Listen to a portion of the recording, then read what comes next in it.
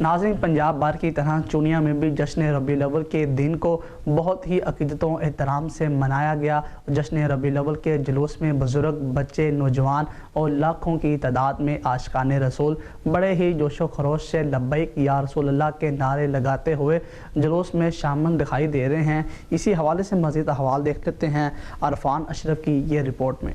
जी बिल्कुल, पंजाब भर की तरह चुनिया में भी जश्न रबीउल अव्वल के दिन को बड़े इक़्ज़त व एहतराम से मनाया गया और जगह जगह से जुलूस बरामद किए गए।